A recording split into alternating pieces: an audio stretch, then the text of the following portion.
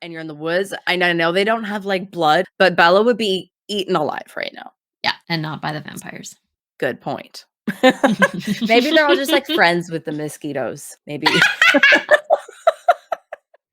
All right. Well, I'm ready. Are you ready? I'm ready. My mug. Thank you to my dear friend and colleague, Lauren, who got me this for Christmas. An exact depiction of my cat. Oh, yeah. I have a picture that maybe we can put up of me holding up this mug and my cat on the floor just glaring. So good. Oh, well, if we're gonna have a mug off right now, this is mine. A mug off. Okay. I feel if we're talking vampires, this mug, for those who can't see, features several depictions of a half-naked and sometimes fully naked Spike from Buffy the Vampire Slayer. Okay. I don't know if that sets the tone or gives you any clues into what our discussion is going to be like today. Yeah, let's get started. We are the Belladonna Watch Club. Come get cozy with us while we dig into iconic shows and movies that one of us has never seen before. It's Valentine's Day. We are coming at you with a very special episode. Twilight. Twilight. You've all been waiting for it. Finally, we're looking at a piece of media that I have seen and Lisa has not. In fact, I am very, very familiar with Twilight, the entire saga. I have watched the films, a few of them, several times over. And Lisa has yet to witness this, so she's coming in with her fresh eyes. Yeah, so I'm Lisa. I'm the fresh eyes this week, and I think it would be very on brand for me to have seen Twilight, but I never have. It came out, and it was such a big deal at the time, and it was everywhere. Like, I feel like it was everywhere really fast. It was one of those things where, I was a teenager and I was like, well, I'm just not gonna read it or watch it because everybody else is. And it just seemed like it was being like shoved down your throat. And it was basically in like direct competition with Harry Potter. It almost felt like the people who didn't like Harry Potter were like, oh, but Twilight is so much better. And it felt like a competition there. And I was like, I'm just not going to do any of that because I adore Harry Potter. And I refuse to make space in my fantasy life for Twilight, for sparkly vampires. I will not do this. Who are you? I'm Jenny, and I am the experienced eyes this week at last. And yes, so I'll give you a little bit about my Twilight background. So I was kind of in a similar way to you. I wasn't really keen on taking part in something that was just like in my face. It was shoved down your throat. Everyone was obsessed with it. Like, I was never somebody who enjoys things when they happen, or like rarely anyway. If it seemed like it was meant for me, then I was like, no.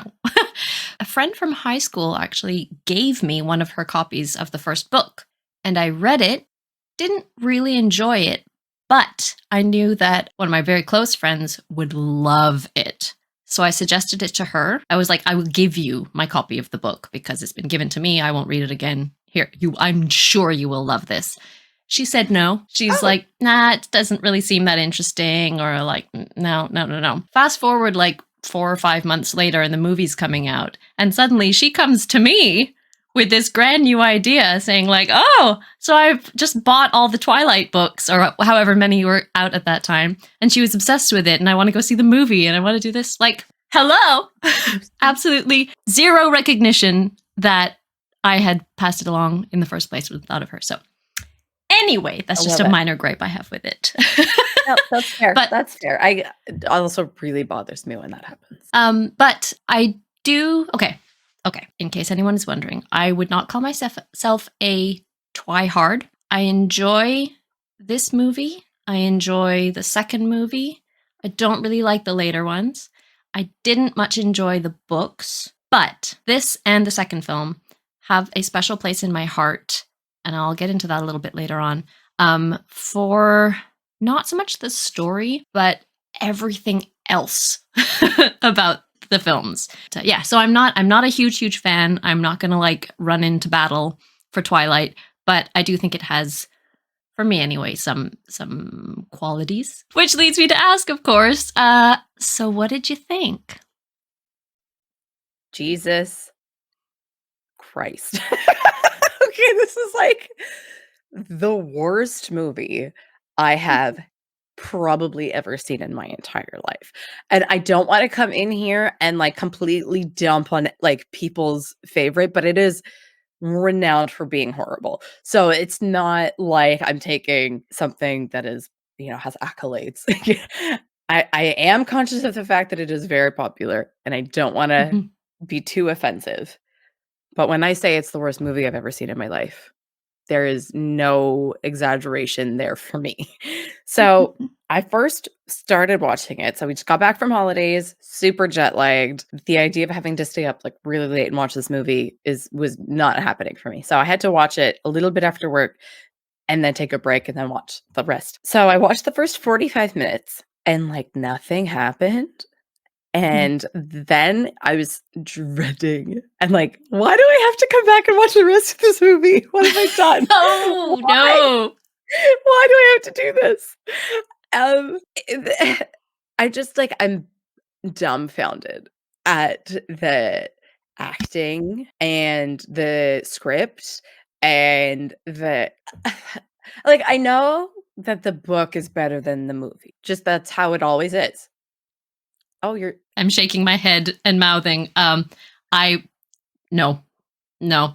I okay, because I talked really to 2 hate the people book. about it this week, and 2 people said that the book is way better. 3 people actually told me that the book is way Ooh, better no. than the movies. No, hard Interesting. disagree. Okay. I think it's appalling book. And so I hated it. I hated, like I was just, like, jaw dropped the entire time I was watching this movie.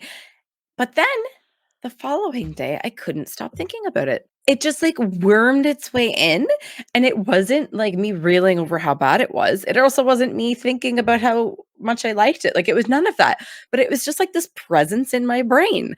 And Ooh. like, I guess that's how pop culture works. Mhm. Because now I keep thinking about it and I feel like now I like understand and there's all these references and stuff that I've heard in the in passing and now that I understand as well. It's weird being on this side of our podcast and having not been the person who's already seen it. That Mhm. was weird. I wasn't sure how you were going to react. I think I was assuming that you probably wouldn't be enjoying yourself, but that comes from being, I think anyway, that comes from being not the intended demographic, not the intended audience. As in, we are past Yeah, that. we're older now. Yeah. I wonder how I would have reacted, in 2008 when it came out. This is I think exactly it what I would was be thinking. very Yeah. different. Well, so shall we jump in, I guess, get Let's just get started and we'll into it. like get our claws in. There's the opening scene with the deer. Did they want everyone in the audience to barf? Because that's how I felt watching this scene. All of the scenes are crooked and Yes. moving really fast Yes. and are nauseating. So the first, like, she's doing this really overly dramatic, like, monologue about death. And I'm like just trying to keep my dinner down. Like, what is happening right now? This is awful. And I can't think about whether or not in 2008 that was avant-garde. Like, what was it? It was, it was, I believe at the time, the style, perhaps, of the director, Catherine Hardwicke, who had previously, I believe, done a number of music videos, as well as another film of hers that I've seen is called 13, which is the Mm, scariest movie I've ever mhm. seen. It scared the absolute crap out of me. And it's very aggressive type of filming, very jerky, always with some heavy color tint over Yeah, the whole everything. movie was blue. Why was The it whole blue? movie's blue. Yep, yep. The whole movie is blue, It's and infuriating. I think it was a choice, It had to have been a choice. but it's an unusual choice. And yeah, it's just style really. But I know what you mean about just like bleh. The not so steady cam is what I like to call it. Just it feels like they're trying to be edgy, but not knowing how to do it, or just it's not like an authentic, like, naturally being cool. It's like trying so hard to be cool and edgy, and it, from literally the first 5 seconds, grated it on my nerves. I was like, "Oh boy, we are in for a ride." Okay. So we begin with some fairly dramatic voiceover from Bella, our protagonist, saying some really heavy duty stuff. I never gave much thought into how I would die, but dying in the place of someone I love seemed like a good way to go. Good God! Okay, so we've got some teenage girl thinking about how she's gonna die. We already know we're in some drama. And so our main character, Bella Swan, she is leaving Phoenix, Arizona. Her mom is about to hit the road with her new fella, Phil, I believe. They're going to go to Florida. They're going to hit the road. And Bella is headed to the Pacific Northwest to live with her dad, Charlie, in a tiny town of, what did she say, 3,140 people or 20 people? 26. Something like that. Yeah. Some tiny town, real place in Washington State. And it's pretty clear that the relationship between Bella and her dad is a pretty, there's not much happening there. There's not much communication. And we learn that Bella hasn't seen him for quite a while. She says she used to spend 2 weeks every summer there growing up, but she hasn't been back in years. They drive on the lawn, and I hate that. I hate it so much. And is it because he's a cop and needs to, like, pull away really fast, and he can't, like, reverse into the driveway? The lawn is, like, covered in tire tracks, like, over and over. It's mud and tire tracks, and so I'm like, bro is on his lawn all the time. Is that a Washington thing? Like, it's a Forks thing. It's a small town thing. Must be. And listen, I'm not here for the standard North American lawn, but dude, like, I was just like, ew, what are you doing? The truck, though, Bella's truck, I adored. Imagine. Oh my God, right. Any first thoughts about Charlie? I actually really like Charlie. He plays it really cool with his daughter being insane, like, at various times. He's very much the, like, father who doesn't know how to talk to his daughter about things because they don't have, the relationship like you were saying. But I like him, and you can tell that he cares a lot. He's not overbearing, though. He could easily be like, absolutely not, and, like, lock her in her room for all. But I like him. Charlie is my favorite character in the entire franchise. Amazing. I adore him. He gets better and better as far as I'm concerned. He reminds me of my dad in so many ways. I agree. His performance, Billy Burke's performance, is so, it's understated. And I feel like he belongs in the film, whereas some of the other characters, just the tones and the performances are so off. It's like they're all living in his world and everyone else is just sort of like conversing through. But yeah, I absolutely love him. I think the performance is brilliant. And I think it was a really interesting choice to have a similarity, I think, between Bella and her dad. Them both being quiet, not so great at communicating.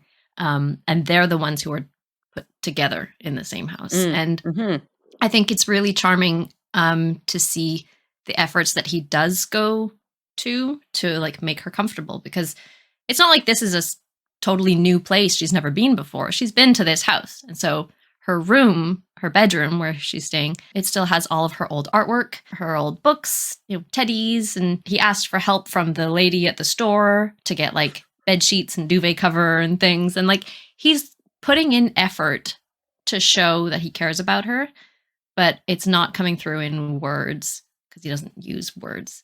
And that is a very, to me, dad thing to do. And he feels very, he's a very familiar dad to me. And I like that she doesn't really rebuff those efforts. Like, with the purple sheets and stuff, like, they're not nice sheets. And they're not kid sheets either. They're very, like, elderly lady sheets, in my opinion. As a teenager, I would have been like, okay, whatever, dad. But she just was like, yeah, thanks. Purple's great. Like, she just rolls with it and like lets him. So I thought that was really nice of her. I Oh yeah, they're appreciate not antagonistic. They're just No. like, okay, well, we're both in this situation together. Yeah. Okay. And on that note, like, I love the mom. I thought she was really fun, and I can see how, yeah, Bella and her dad are, like, so similar, and then you've got the mom who is, like, way out there, she's bubbly and perky and Mhm. adventurous and all of that stuff, and how that would have been probably something attractive, like, that balance in the relationship for, like, the 2 of them, like, would have Mhm. made sense at first, and how even, like, in parenting, Bella having the different dynamic too, because she was chatty and wanted to talk about boys and, like, all of that stuff, and so it was just kind of fun to see the different personalities there. Definitely. Well, speaking of different personalities, let's follow Bella to her first day of school, which actually begins on the driveway.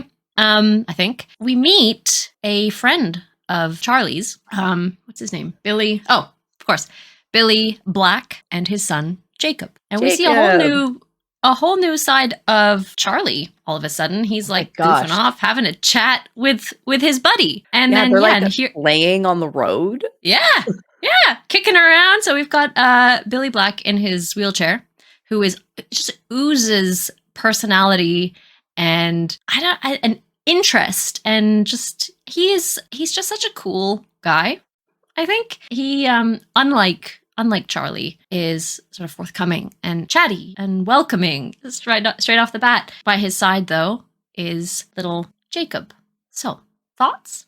Okay, so just from having been alive, I am aware that there's, like, Team Edward, Team Jacob stuff. Mhm. I'm not seeing it. Jacob was very nice and friendly, and, teenage boys can be super awkward and, but he was just like, "Oh, yeah, I remember you. Like, hey, help build this truck." Like, he was just, like, chatting casual, like, he was comfortable. Yes. Not much in this movie has been comfortable yet. Mhm. Mhm. So, Mhm. he just was a lot more, like, casual than I was expecting him to be. Like, Yep. I'm used to awkward, shy people and, like, not knowing how to interact and, like, meh, like, I think we hung out once and made mud pies. Like, that's kind of what I expect from first meetings, I guess, but I was surprised. But also, I don't see the fuss. Again, I'm not a 17-year-old girl, so the, like, Taylor Lautner, I don't see it. You also haven't seen New Moon yet. Okay. That is the Jacob movie, which I'm hoping we'll actually watch. Are you? All right. I mean, we'll talk about this later. We'll get to there later. Right. So, My some husband wants to watch the rest of the movies. does he? Oh well. All right then. Thanks, Steve. Thanks, Steve. But yes. So Jacob is finally our first example of another kid, but unfortunately, her one kid doesn't go to Bella's school. He lives on the reservation, the Quileute reservation, so goes to a different school. So, just like Bella, we need to meet a whole bunch of new people. And so she pulls in her great old-fashioned truck into the parking lot of Forks High School. And we are suddenly just about bombarded with teenagers. Inundated. They're everywhere. She rocks up in her truck and everybody's staring at her. And I think she's, like, just realizing that, like, maybe the truck is an eccentric choice. Because at first she's, like, really excited about it. Mhm. And then it's that moment of, like, being pumped about something, but then second guessing yourself because everyone's staring at you. And you're like, oh, I feel self-conscious now. Oh, okay. Mm-hmm. When So the I felt first bad words she for her. hears is from this guy, Tyler, I think his name is, "Nice ride." Like, oh, do you actually mean? Oh, Right? okay, Are you you don't making mean fun that. of me or do you mean it? Like, I don't know what's going on here. But we meet all the rest of the kids. So we've got, okay, what are their names? Eric Yorkie is the name of the kid with the great 2008 emo haircut. I laughed out loud. I, like, full belly, like, cackled when I saw this Eric with his hair. It was just, like, transport me to 2008 or 2007, 2006, like, backyard Mhm. scene parties, Mhm. which we Yeah. went to, for the record. Yes. Yes, just the once, just the once. Because then what? Did the police come? Somebody had to break it up. Or I like think they the came whole thing got... after we left. Okay. Yeah. There must have I been have rumors then.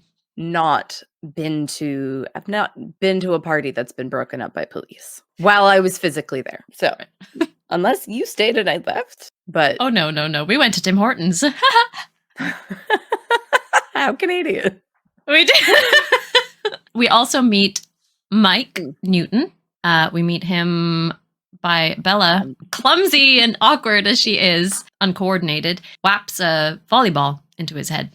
I actually really like her little quip about being pale and like from Arizona, and maybe that's why they kicked me out. I thought it was like an unexpected wit from her. Yeah. Because at this point, we haven't seen any of her personality. That's right. So, That's right. Yeah, I agree. I think she gets too much vitriol from audiences who just say like she has zero personality. There's nothing there. No, she does. I think she's got there's more to Bella than people give her credit for. But yeah, there's a dry wit there, the dry humor that she just doesn't always have the opportunity, I think, to like actually let it out. She's always in such drama all the time.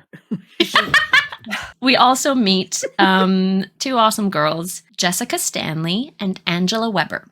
Jessica, played by Anna Kendrick. 2 thumbs down. Do not 2 like thumbs Anna Kendrick down at all. Oh, I love her in this. I've never seen her in anything else, but I love her in this. I don't love her in this. I find her obnoxious at AF. Oh, I find her. Yeah, I think she is fully credibly obnoxious. She is so many girls that I recognize from high school. Yeah, Absolutely. No, I would not have liked her at all. Oh, no, I wouldn't have liked her. But she just, I think she plays it really, really, really well in that. Sure, she plays it well, but it's almost like she plays it so well that I just assume that's who she is. It just feels like she's just being Anna Kendrick. Oh, no. And I don't like that. Also, this is just like shallow and mean, but she has no lips. That's true. So that bugs me just a little bit, and that's not her fault. And I'm sorry for being so mean. But yeah, no Anna Kendrick. Not a fan. Fair. That's fair. No. But Steve what and I like had a about pretty hearty debate actually about this. He is team really? Anna Kendrick. Yeah. Oh. Yeah. Okay. Apparently he likes a lot of things about this that I did not. Okay. He's all in.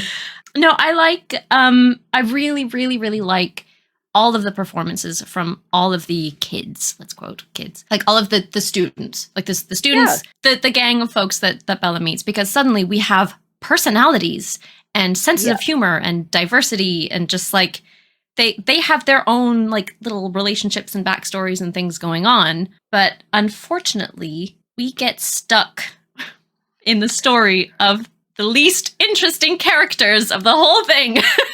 I would love to know how this whole thing played out from Jessica's point of view, from Mike's point of view. Like, I love Mike. Mike was awesome. He was, yeah. Yeah, I think he was not... I don't remember there being much support for him back in the day, but... Okay. That might be... I feel like possibly in the books he wasn't quite as likable. I don't know. Don't quote me on that. I'm not a huge... I thought he was like just fun, like a normal, nice kid. Yeah. And not a creepy, staring psycho boy. I think in the arguments that some people have of Twilight being a film where there are no personalities, there are no interesting characters at all, I think that tends to totally sideline the school and the students, because I think their performances are great. They're very realistic. They're very believably teenage. And I think actually this is going to be one of my things in support that I enjoy about this film. I think there is a lot of attention paid to the awkward mundane, as in the little side conversations or weird sort of vocal quirks or like chewing on your finger or something. Those, I believe, serve the story and serve the character. And we're going to see a little bit more of that later. Like Bella and her dad are having dinner at the diner. They're awkward. They both reach for the ketchup together and they have like a hitting knuckles. And that's not like a sort of sparking romance of like, no, it's not romance. It's, we both reached for the ketchup. It's awkward, but there's a point to it. They don't use their words. They're not chatting. It's just, okay, we've gone out to eat because this is our routine and we're building tradition now. And I really like that about the film. We don't see that very often in like big features, big films. I think things feel very like performance-y and very glossy. And I think we see that more in like smaller independent films, like focusing on the little details and character quirks that feel very realistic. That's something I appreciate about the film, but I understand a lot of people just see it as like, this is so awkward and annoying. But I like it. So I liked it when it came to like Bella and her dad in scenes like that, because it is a way of demonstrating that they haven't found their rhythm yet, that they aren't Yeah. used to one another's patterns and habits, and they're still just kind of working through that. I didn't like it when it came to them trying to use it for the like Edward Bella dynamic, because I don't know, like, it was just I think it was because they just tried to make it seem so intense, and without having their, like, inner monologues of, like, their thought processes, they assume that the audience knows what's going on, and, like, you can kind of infer it by how hard they're trying to make it seem like it's this, like, intense, and that takes the Yes. believability way out of it. We've got to finally get to our I don't even know what to call him. Our supposed hero. Main male character. Yes. Edward Cullen. So yeah, so we're at the high school, it's lunchtime. We've met all our friends, our classmates, and in come the Cullens, who stand out like sore thumbs, like beaming sore thumbs, because the makeup is atrocious. The makeup Oh and my god. lighting do not play well together at all. Makeup, lighting, wigs do not play well together at all. They do And blue eventually in the filter. later things. And the blue filter, exactly. But we meet Emmett and Rosalie, Alice and Jasper, and on his lonesome, Edward Cullen. So, I was surprised here. I didn't know Yes. there were lots of Cullens. Oh, I okay. had no idea, and I was like, "Oh," Mhm. I wrote it down in my notes. I was like, "Wait, there are 5 Cullens?" Mhm. Because I don't know anything about this. So, coming in completely fresh, that surprised me. I was like, "Okay, okay, okay." They are a strange thing to wrap your head around, to be forced to wrap your head around right at the start. Angela and Jessica make it clear how weird it is in that, like, Dr. Cullen, Carlisle, is this like foster dad slash matchmaker. And yeah, they're kind of siblings, but they're not. They're together. And Angela says that, but they're not actually related. And Jessica says, but they live together. It's weird. And it is weird. And I think we're expected to just sort of get over how weird that might be ASAP. Just quickly. Yeah. No, Yeah. they all exist. It's so that they can all exist in the same group, but try not to think about it as like a family, I guess. It was extremely weird, and I can't imagine the choice of, like, Dr. and Mrs. Cullen, if they're trying to be subtle and they're trying to be, like, assimilating into high school life, why that's a choice that they allowed. If we're gonna be here and in high school, just be like normal kids, not this weird vampire orgy family. Like, I agree. Yeah, they're definitely not very stealthy with it. Very odd choices. So, Edward, thoughts? he is not attractive at all. At all. And again, I was trying to look at it from the perspective of a young teenage girl, still wasn't seeing it. He is so awkward, and his face is so big, and his head is so big for his tiny little body. A and I just okay, does he have a prosthetic, like, something in his mouth? Is it teeth, or does his, like, upper lip just, like, protrude like that a little bit? I think it must just protrude like that because I don't think he's got any reason for prosthetics. I was like, are they trying to make him look like a little bit more of like a vampire by like making his like mouth do something? Because I don't it was know. bad. Is that just I his face? think I know that, well, to me anyway, it's very, very clear that he's struggling a bit with putting on an American accent. And I think that makes his mouth do some funny things. But I agree, even when he's not talking, there's still something funny going on. He's got like a pout, but only from the top. Like a top pout. I believe as well that he was one of Robert Pattinson's character inspirations was James Dean. And we get some James Dean things going on, and I guess this kind of pouty, sort of strained face of kind of tortured and thoughtful doesn't always work. No. Shall I tell you about my Edward story then? Sure. Bring it on. Let's hear it. We'll get to the teams, I suppose, a little later on when and if we get into New Moon. Because at the moment, Jacob is just like not even there. I was never and will never be able to be Team Edward. And when I was reading the book, I felt like it only really worked if you could be Team Edward. Because unfortunately, the book and the film are both done from Bella's point of view. So we are cursed with seeing the whole story and the world from the point of view of a clumsy, romantic, awkward, obsessive 17-year-old girl who is troubled. And yeah. And so you have to fall in love with him. Or like it only works if you fall in love with him. And I absolutely did not. I've mentioned before that I'm a huge Buffy fan. Buffy's first love, I suppose. We get Angel, who is a brooding, tall, dark, mysterious vampire, right? And Edward came along a little bit after, a brooding, tall, dark, mysterious vampire, as we soon find out. By the way, he's a vampire. At the time I was reading it, I had just started my first relationship with Adrian, who was the complete opposite to Edward. Just the total opposite. My first boyfriend was smiley. He was extremely funny. He was very open to sharing stuff and talking about things and looking for fun. He would take me out in the sunshine and he would show me... What a concept! I know! He would show me to his friends. I would meet his friends and we could talk about all kinds of things. He was like so full of life. He's still alive, by the way. I don't know why I feel like I'm talking about him as if he's gone.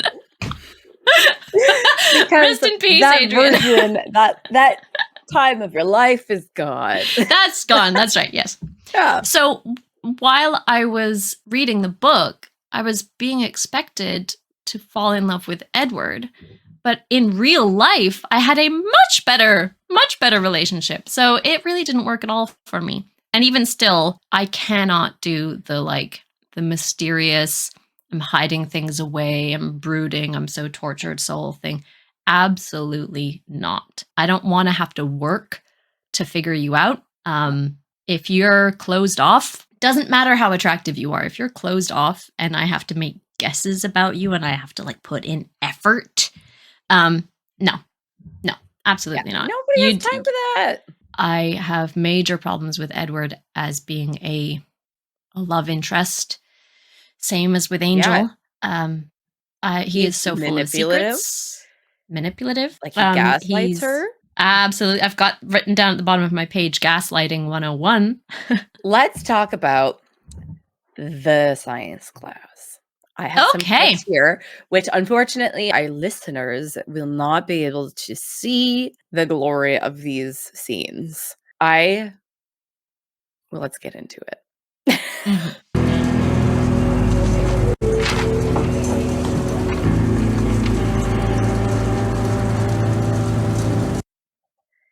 Imagine my surprise as someone with zero context as to what is happening. I was like, what? Okay, first of all, the slowdown of the everything and the fan, and I just burst out laughing when the fan was blowing her hair. First of all, isn't it March in the Pacific Northwest? Why is there a fan on in the classroom? Why is there a fan? I don't know. Ridiculous. It's cold. They're all wearing coats. Turn the fan off. His face, I was like, what is happening? What is this? I wrote down, wait, what is wrong with Edward? Because it's not, to me, immediately clear that it's because he could smell her. Mm-hmm. That was not clear. This is the scene that everyone has seen the gifs of, I'm sure, or the a screenshot of him like fully plugging his nose and covering his mouth and extremely uncomfortable. Yeah. There's the nostrils, there's the Yep. Yep. Yeah. So Edward, without a word, this entire scene makes it clear that he is very uncomfortable, that it is clearly something to do with Bella, is very unsettling for him. What is it? Does she stink? She even sniffs her shirt collar, just be like, do I smell? Like, what the heck is going on here? Had you read the book, then you would be expecting this scene. She wears strawberry scented shampoo. She uses strawberry scented shampoo. In the book, it wafts her shampoo scent over to him, and it's a delicious. Everything about her is actually delicious. He can smell her shampoo, her blood, everything, and it's a wonderful thing. Why they chose the takes that make it seem like he is absolutely disgusted with her, I don't know. I don't know. It was awful. This whole scene, the acting was awful. The scene, like the cuts were awful. I've never seen a more just ridiculous bit of film in my entire life. Like I just could not with this part. And I wrote in all caps, this was the worst scene I have ever seen. Yeah. In my life. I'd be willing to agree with you there. And I think actually a lot of Twilight fans probably would as well. It, to me, does not give off what it's trying to tell you. So I had to watch it a second time just to wrap my head around all of it, because the first time it was just like, okay. And on the second watch, I think I understood what they were trying to do. It's almost like he was just trying to keep himself restrained and contained so much that it's almost like he was putting on that he was disgusted to hide his desire. That's what I'm understanding, that he was playing it off as well, you can't look like you want to eat her. So what's the opposite? Okay, so something about the scenes just being so bad, and I know this is beating a dead horse and everybody just talks about it all the time, but it's her acting and her expressions and his expressions and his acting, everybody looks like they're gonna cry, they're gonna puke at every moment in this movie. So everyone's gonna be sick, or they're gonna cry, or they have something to say and they just never say it.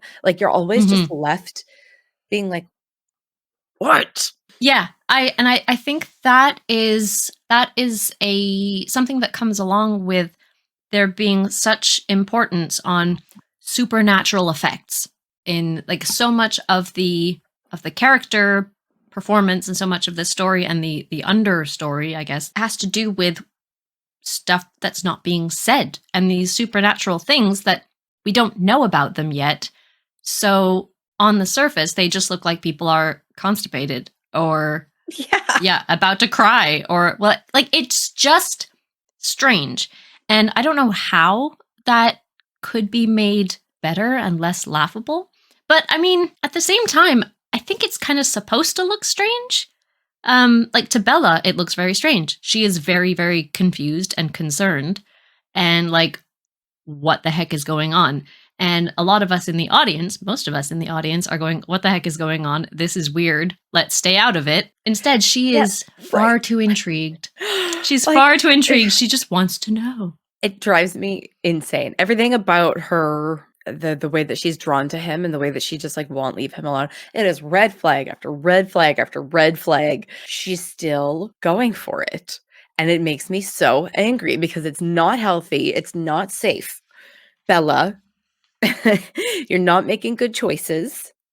If somebody tells you that they wanted to kill you, you don't say, I trust you.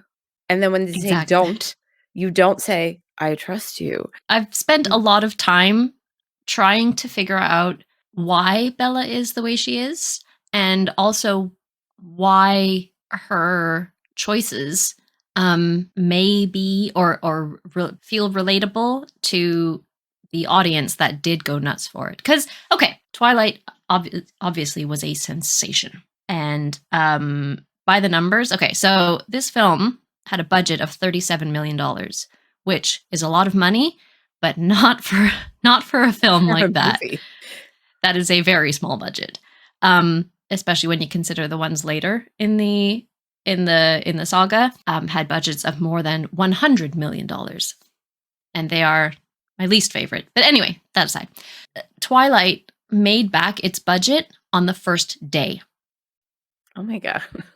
Yeah, within the opening weekend, it just about doubled its budget. Yeah, so we understand it was huge. Yeah, there must be something about Bella that young women, teenage girls and young women, related to. And what I think I've come to is that Bella's whole impetus, I suppose, she's looking for a purpose. I think, at least the way that I sometimes relate to her, I maybe see a little bit of myself in her, but not a whole lot. But she is someone who is, she's clumsy. She doesn't have special skills. She doesn't have a whole lot of self-esteem, maybe. She doesn't have a large friend group. Because, like, when she leaves Phoenix, she doesn't have anybody she's leaving behind, seemingly. She doesn't talk about her friends she left behind. And I think all of these choices that lead her to wanting to be with Edward, and all of the appeal and the draw from suddenly being a focus, some kind of focus of attention from the guy everybody wants, but isn't going to go for. I think she thinks it's leading her towards a purpose. It's not a good one. Obviously, she's a teenager and she's making some bad choices, but I can totally get that. And I come from watching Buffy. Buffy, I couldn't relate to because, yes, she was a 16-year-old girl, but she was born the Slayer, and the Slayer is imbued with supernatural powers. She's special, she's skilled, she is the chosen one. She has these supernatural skills that I don't have. And so I think for a lot of young women, Bella felt so much more on their level. What I got from her, and this was very much how I was when I was a teenager, so I could see again. Like, I'm really glad I didn't get into this when I was a teenager. It's I can fix him. I'm different. Nobody else, like, I'm the one that can make the difference for him, or I'm special. To me, it very much felt like the classic I'm a bad guy, and then her be like, "No, but not to me. Like, I'm the difference here. I'm the the one that's gonna make the difference for you." So that felt very, yeah, the, like, fixer-upper kind of, and, like, there's, like, the appeal of the danger and feeling like you're special and that doesn't count for you. Yeah, I think your take is a very, very common one. In my take on her, it's the feeling of being seen and wanted. Being singled out like that is telling her she's different and she's special. Yeah, that's more what I meant. Like, because, like, she's not sitting there thinking that she's super special, but it's because he's giving her the attention, and he's manipulating her into feeling these things, right? It's like, it's not like she started out like super pompous and like, I can get him, I can do whatever, like, it wasn't like that. Right. But because he wants her, he is manipulating her, and then she's thinking that she is like the exception to the rule because he's giving her the attention, not because not because he's orchestrating the entire thing. Right. and being like, you shouldn't be near me, while also being near her and pursuing her. Like, yeah, okay. Yeah, let's go back to that. Some of his lines, he is saying, we shouldn't be friends. You shouldn't be near me. You should leave me alone, or blah, blah, blah. So how about you leave her alone? I know it's difficult. I know it's clearly difficult. It's going against your vampiric nature, but why is it her responsibility? That's it. He's doing it to clear his own conscience. So this is coming from a position where I was in a relationship very similar to this in high school. And the feeling of being actively pursued while the words coming out of their mouth are telling you one thing, but then their actions are telling you something completely different, and the manipulation, and they're just saying it so that they could walk away with a clear conscience, after having completely disregarded, like they're acting in the full opposite behavior of what the words are saying. Like he doesn't mean a word of it. And it's obvious, and she knows that, but it's that so he can say, oh, I tried to do the noble thing. I was a good guy. Yeah. So F Edward. I hate him. Mm-hmm. I hate this. I also do. It's abuse. It's manipulation and abuse. And I found him extremely triggering, and I did not like it. I think you're not alone in that. Bella's scenes with Edward, all of them are tense. They're troubled. It's a lot of him doing all the talking and asking all the questions. She occasionally gets some questions, but we get a scene of her with Jacob. All the gang goes to La Push Beach, which is a real place. Bella's character and personality is quite different. She shows her comfort and ease with her pals and with Jacob. And it's really, really great to finally see her smile. And Jacob I liked it. She was just sitting there like eating Twizzlers and like just chill. Yeah. And with her pals, she's so much more like open and easy with him. It helps that he's a smiley dude who shares, you know, he's there. This is his turn to tell her stuff that she's never heard of. And he tells her about this legend, this old story about their tribe. And we get the backstory that the Cullens descend from some enemy clan of the Quileute First Nations, who are supposedly descended from wolves. And there was a treaty a long time ago formed when the Cullens were hunting on the Quileute land, and there was a treaty signed that was like, hey, if you don't hunt on our land, we won't reveal who you really are to the palefaces. I just think it's such a great... So I have a couple of clips here. Yes. So we've got this one. The Cullens don't come here. Shortly after this, Jacob is like, oh, you caught that? Literally no one else in the conversation was saying anything. It was dead quiet. Yeah, it was kind of obvious. Yeah. It's like, oh, you heard him say that, did you? Well, yeah, nobody else was talking, and there was like 5 people in our group. Of course we caught it. What are you talking about? So that was ridiculous. Bad script writing. And then the like flashback explanation of the Cullens and the tribes. Oh my god. Supposedly descended from this like enemy clan. What are they My wearing? My grandfather, the chief, found them hunting on our land. What are they wearing? Very, very poorly researched. I don't know, 19th century thing. I mean, it can't have been that long ago because they're wearing like trousers and fedora jackets. Yeah. So okay. So hold on. I'm going to play this again because was Edward in this or was it the other Cullenses? Let me see. That's okay, Edward. So there is.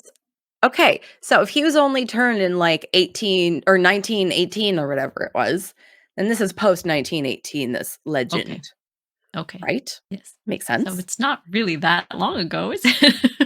No, but I feel like it was like, what's with the fedora? What's with the paperboy hat? Like they made him look like Broadway newsboys. Like, what is this? It was so bad. What are these fashion choices from the costume department? I don't understand. Oh, but yes. Speaking of costume choices, again, the students, I'd be willing to bet that like 95% of the students are all wearing their actual clothes. Because we've got Chucks, we've got bootcut jeans, zip-up hoodies, tight-fitting hoodies with zips, and like the lingo as well. Things like Eric says, chillax. Yeah. Good Lord. 2007, 2008, like in a nutshell. And I love that. Furthermore, continuing on with this, the realism and the attention to, again, this is the attention to like the mundane and the little details, I think is really brilliant in the viewing experience of this film, in that all of the rooms, all of the bedrooms, the kitchen, the high school, the classrooms, they are so, to me, authentic and so full of stuff. One of them being Charlie's kitchen. There's like an open crate or thing of Nestle water bottles. It's just been like opened. It's like on the kitchen counter, and he's always like drinking this beer. But his house feels like people actually live there, like the cushions and all the artwork on Bella's wall, old drawings and doodles and stuff, and even like the Cullens house as well is incredible. Amazing. Yeah, To me, that house, like obviously it's a real house up in some forest somewhere. Like what? Imagine. I was like, I'm on board. Now I'm in this movie. I'm here for it. I just actually have a quick question. So speaking of like costume choices and things and the supernatural, why do Edward's eyes glow? Oh, the eyes. Okay. In a regular state, his eyes are near enough black, very dark brown. You'll notice a little later on, we'll meet some wild vampires in their natural state. Their eyes are red. So the eyes indicate the sort of level of hunger, I suppose. Vampires with red eyes have been starved, basically. They are starving. They are like ready to attack. In between, when they're fine, their eyes are dark. We do get that scene of his eyes start to go like an amber kind of gold color. That is his hunger and his, I don't know, thirst for her blood, I suppose, rising. And when she points out, like, did you get contacts? Like, your eyes are a different color. Then he's like, oh my God, okay. It's the fluorescence. It's the fluorescence. And he's like blinking and then he runs off because, okay, clearly he's let his hunger start to take over. But that is not explained in the films, is it? Nope, not at all. I was like, it's in the books. I know it's a vampire thing, but I don't really get it. Okay. Back to the car accident thing. Yeah. So after the car accident, Bella's like, she's just such a weird teenager in this moment where it's like, oh, you told mom that I nearly died and was hospital. Of course he told your mother. And she's like, of course he did. Freaking out. Well, no shit. You were just at the hospital. That made me so like, Bella, what's wrong with you? Of course your mother knows. And then it's like she keeps calling and stuff. It's like, well, yeah, you nearly died. Like, I'm surprised that she didn't show up. Renee, where are you at, girl? Your kid almost died. Imagine if Charlie did not tell. Like, that is bad co-parenting. He had absolutely. There is no ifs, ands, or buts. He doesn't apologize for it, so good. No. Good. Charlie later on says something like, oh yeah, I forgot about your mother's tendency to worry or, overanalyze, over worry and stuff. But like, no, you did the right thing. You did the right thing. Charlie for the win. Yeah, he did the right thing. And worrying about your child nearly dying is a reasonable worry when it's in the case of an accident having happened. Just saying. It was like screaming at the TV at the point where he's like, I was standing right next to you. Like, literally just like actively gaslighting her, being like, no, you're wrong. I was standing right with you. I was screaming. And then when she's like, I just want answers or whatever it is that she says. And he's like, well, I hope you enjoyed disappointment. Like, get over yourself. Oh my God. The drama. Like, so ridiculous. And then the deep stare and then walking away. It makes his whole thing of like, when we find when it's the whole vampire reveal and it's like, how old are you? 17. And how long have you been 17? A while. I believe he's been 17 for a while and never growed up. Never, ever. If he's frozen at 17, then that makes a lot more sense. But he shouldn't be frozen at 17 because he still live life, right? Yeah. Or unlived life. I don't know. Yeah. And I guess this is just like a wholly new situation for him and he just doesn't know how to navigate it and he's never ever had to do this before because that's the only explanation. Because it's awful. When they're like going on their field trips, she says that once in Jacksonville, Floridians. I actually really love that. Like, yeah. Yeah. I really Bella's love that. funny sometimes. Part. Yeah. Yeah. If you give her the opportunity and if she's around the right, if she's in the right context and in the right kind of, if you give her the spotlight, she can do it. It's funny. And we get so little of that with Edward because she's just staring. Always so tense. Yeah. Yeah. They're always literally just staring at each other and it's bad. Because I like when we get those bits because she's fun. Well, funny. She talks to Jacob about the legends and all of that. And so she Mhm. wants to like go do her own research. So instead of just researching on the internet, like she does later, she like researches to the book to go buy the book in town. Like Mhm. you literally could have just Googled it like you did 10 minutes later, which Mhm. is weird to me. I did appreciate that she went to an indigenous owned local bookshop instead of just buy it on Yes, Amazon, because Amazon was one of the buying options. Well done, Bella. that's right. Very good. She tags along to this like prom dress shopping excursion. I don't know why she just wasn't like straight up like, yeah, actually, I want to go to this bookstore, so I'll come with you to buy the dresses. But she kind of like sits in through the dress buying when she's obviously not interested and does not care.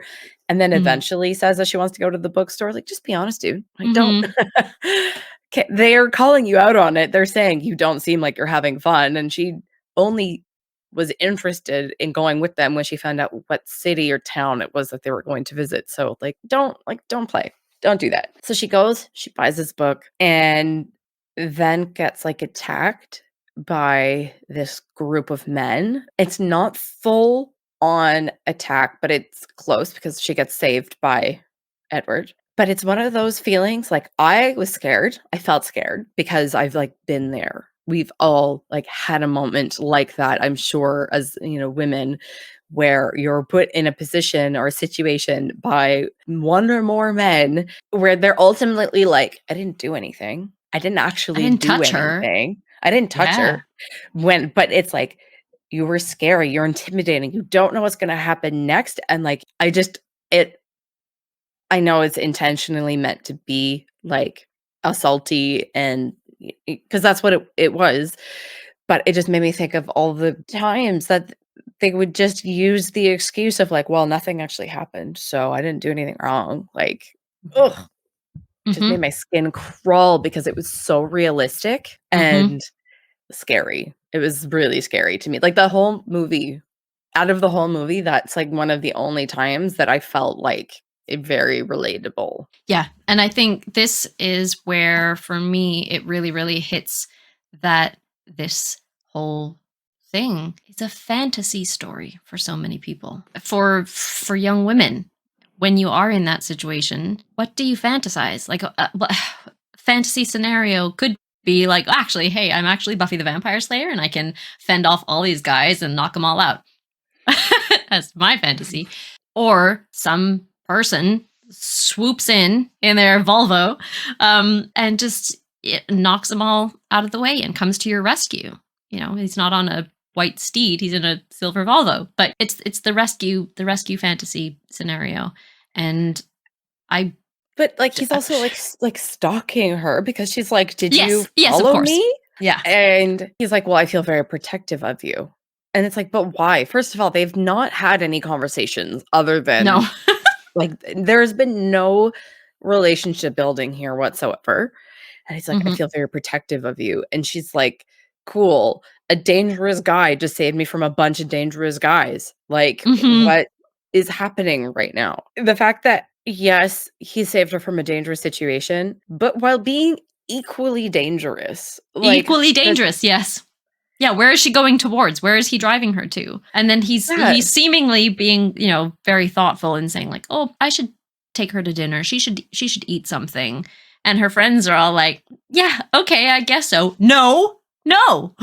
He should take her to her friends. She should stay with her friends. And that fine. He could say, "I'm driving you to safety. I'm driving you to your friends, and that's it. Now I'm going to leave you alone." That respectable, fully fine. Okay. right? But And instead he's like, "Distract me so I don't go back there and rip their heads off," or whatever it is, where it's like you have no claim over her. You're being so aggressive, yeah, and it's not hot. It's no. creepy and too much, and ugh. They do go to dinner at this restaurant. And I just want to point out the people in the restaurant in this scene. This restaurant is so Pacific Northwest. It is so Vancouver. I haven't been all over Washington, but I feel like it's very Washington as well. I mean, I've been to Seattle. There, the restaurant and the patrons and just like the lighting and the everything and the waitress who's done all like rockabilly cool, very very authentic, and I appreciate that. Yeah, that was awesome. I was surprised. So in this scene, he tells Bella that he can read people's minds, everybody but hers. And I was surprised at how simple they made the thoughts be. Like Yeah. money, sex, cat. Yeah. Like, if you're reading somebody's thoughts, like, I thought it'd be a little bit more eloquent, like, elaborate Yeah. on it a little bit more, not just it felt stupid. I don't know, there's just if I was trying to convince somebody that I could read somebody's mind, I would be like, "Okay, so that person over there is on her date, and she's thinking about how she wants to take Mhm. him home." You know? Like, literally, I could look at anybody and be like, "He's thinking about money. She's thinking about money. He's thinking about sex." Like, that doesn't convince anybody of anything, and I thought that that scene was like, the ball was dropped. I don't know if Yeah. that's how he just says it in the book, but I don't remember. the ball was dropped so hard, and it could have been a really interesting scene. Yeah. Like, being able to understand people's innermost thoughts. Like, I did like Catman. He was fun. Yes, me too. He was great. So, after this, he's driving her home, and then they, like, brush hands in the car, and she's like, Mhm. "You're so cold." Like, the most like, okay. I mean, I guess it had to have been ridiculously cold, like, no blood flow or whatever, but I can't imagine ever having had that type of reaction to brushing No. a chilly hand. Like, people have bad circulation. I've touched cold hands. I Yeah. didn't nearly cry about it. Like In Buffy, the vampires are typically room temperature. That's weird. Okay. Yeah, Just, like they don't have body heat. slightly They cooler acclimatize than to okay. whatever. Okay. Yeah. Okay, I get it. I was like, "What do you" okay, following. So then she goes and she does all of this research when she gets home from her The book. research. The shots are so bad. Like, Mhm. this is my I think my second least favorite part of the movie in terms of the way that it was shot and the film, Okay. like, just everything, all of the scenes in this were just it was terrible. Even, like, the website, like, why is it, like, India, Japan, and then Pacific Northwest? Like, that is extremely specific on this website. Why wouldn't it Mhm. be USA or North America? You like, what? Pacific Northwest. Like, you want one thing, and it's right here. Cool. There are no cold ones in Florida. Egypt. What are you talking about? No, of course not. But No Canada, vampire. surely. The whole research scene was awful and felt very like WebMD, like Mhm. a Mayo Clinic, where she's just like, I am diagnosing this person. I Well, self-diagnose. And the words that she chooses from the book to Google search are cold ones. And if she actually Googled cold ones, she'd just end up getting a bunch of beer ads. Beer, 100%. Yeah. That's all. Like, Yeah, that's all you'd cold find. one. Yeah. And then the confrontation the next day. Yes. Oh my God. So she's walking through the campus and then just like walks right past him. But he can't read her mind. And we're made to assume that like he just knows to follow her. Where she's like, can you He's most gonna. people would be like, you wanna can we talk? Like can we-" Mhm.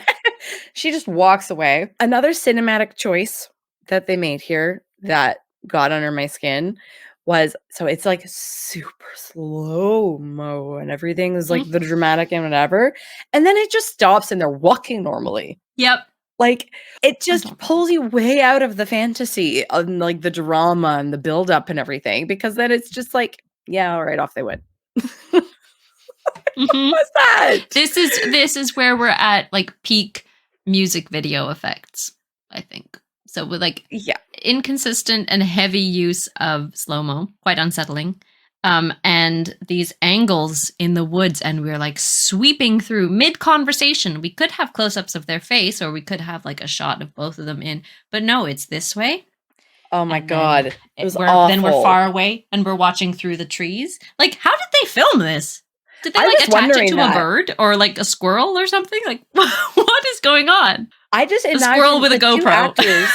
Oh my God, exactly. The two actors standing there and then somebody being like, hold on. And then like swooping down. Like, how did they even film this without, like, you could tell that they're just sometimes, I think, just mortified. Like, the actors are doing it because they're being told to, but they hate it. You know, they hate every second of it. It was awful. And this whole confrontation scene. And then we start seeing the way that he moves like through the trees and how fast he goes. And I don't know if that would have been decent effects in 2008.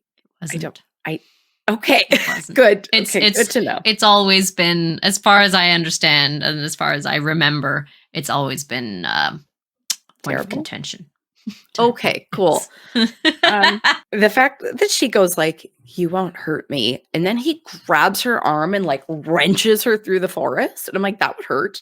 Like, Yeah. he's hurting you right now Mhm. and scary. And she's like, "I'm not scared." Like, as she looks terrified. Mhm. Like, you're Mhm. lying. This is such a weird teenagery thing that was not my kind of teenager, but I know some teenagers did this. They wanted to show strength and conviction in all the worst places and in all the worst ways. But I think it's I can only dream that it might be some attempt at having control or exerting some kind of presence and power and control of like, no, I have the conviction of I'm strong. I'm choosing to believe that I can trust you because I want it that way. I'm like, no. No. And again, this is No. this is the big curse of being us in the audience. We are forced to see it through her point of view. We're forced to Yeah. be from her perspective the whole time, and like it's claustrophobic in here to be stuck in her. But that's the story. Actually, okay, let's talk about vampire thing then. What as much as we can find out about vampire characteristics that we learn from this film. They have eyes that change color. They don't morph. They don't have like human form and then vamp face form, which I was quite disappointed in. Because yet again, let me tell ya, I am a Buffy person. I grew up on Buffy. I adore Buffy the Vampire Slayer. I love the vampires in that. The vampires in that have their own kind of lore. And then we've got like Dracula lore. We've got tons and tons. Stephanie Meyer, this is the first time we have actually mentioned the author's name. Stephanie Meyer made up her own vampire characteristics and lore and stuff. Yes, what do we know about them? What do we know, or what are we learning? Like, What in are we the movie? learning about them? Yeah. Okay. Yeah, what are we learning? Cold. They move very fast. Strong, super strong. So what else? So strength, speed, cold hands, don't eat, don't drink, don't Mhm. sleep, pale skin, glittering skin. Is that what you're waiting for me to get to? I was like, you look Well, like yeah, you're anticipating in a way. something. Okay. Yeah. Yes, they don't burn up in the sun. They twinkle and sparkle. I can't quite recall exactly how it's described in the books. I think actually the description changes a little bit. So Bella says it's like diamonds, but I think in the books it's a bit more like marble, Okay. marble So twinkling like under they the surface. shimmer rather than sparkle.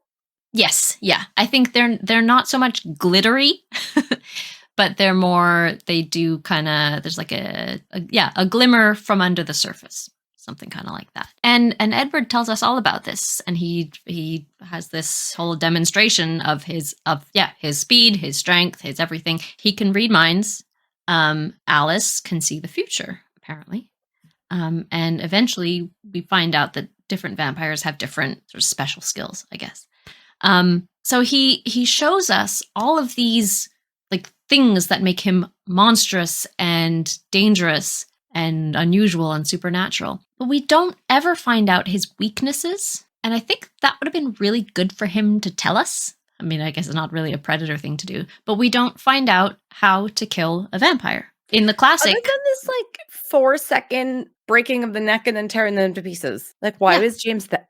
Okay, first mention of James. Why was he that easy to kill? I know, because we go Weird. almost the entire length of the film not knowing how to kill vampires. And I would think, like, Dracula must exist in this world, right? Or like the legend of Dracula, right? So I'm assuming that Bella would have some kind of a thought of like, okay, is it stake through the heart? Is it, set him on fire? Is it holy water? Yeah. Blah, blah, blah.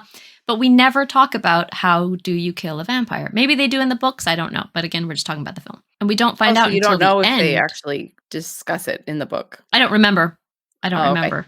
They might do, but at least in the film, no one talks about it until the very end, we only see or hear, we just about hear Alice twists James's neck. They pull his arms off, I think, and they throw him in the fire.